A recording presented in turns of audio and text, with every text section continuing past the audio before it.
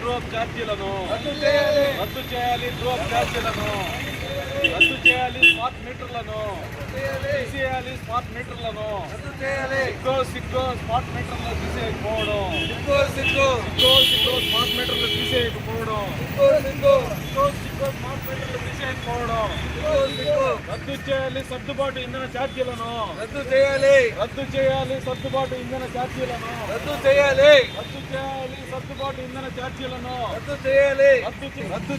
Drop ఛార్జీలను రద్దు చేయాలి. డ్రాప్ ఛార్జీలను తీసేయాలి. స్మార్ట్ మీటర్లను తీసేయాలి. స్మార్ట్ మీటర్లను రద్దు చేయాలి.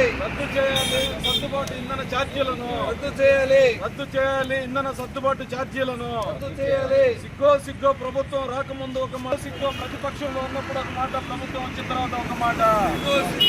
రద్దు చేయాలి స్మార్ట్ మీటర్లను.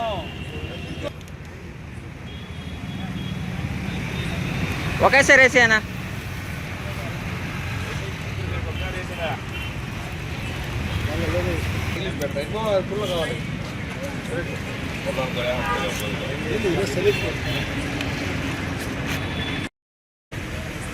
ఈ రాష్ట్రంలో కొత్త ప్రభుత్వం ఏర్పడిన తర్వాత దాదాపు 18,000 కోట్ల రూపాయలు ఇంధన సర్దుబాటు ఛార్జీలు అని చెప్పి, ట్రూ అప్ ఛార్జీలు అని చెప్పి రకరకాల ఛార్జీల పేరుతో ఈరోజు కరెంటు బిల్లుల పైన ప్రజలపైన మోయలంత భారం వేయడం జరిగింది. ఈ ప్రభుత్వం వచ్చిన తర్వాత రకరకాల పేరుతో ఛార్జీలని వేస్తూ ఉన్నారు. గతంలో ఇదే ప్రభుత్వం ప్రతిపక్షంలో ఉన్నప్పుడు మాత్రం ఎక్కడా కూడా ఈ స్మార్ట్ మీటర్లు వస్తే స్మార్ట్ మీటర్లను ధ్వంసం చేయమని చెప్పడం జరిగింది.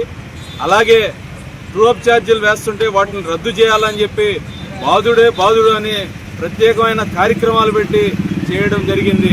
కానీ అదే ఈ ప్రభుత్వం అధికారంలోకి వచ్చిన తర్వాత స్మార్ట్ మీటర్లను బిగిస్తున్నారు, ప్రజలపైన మోయలేని భారాలు వేస్తున్నారు.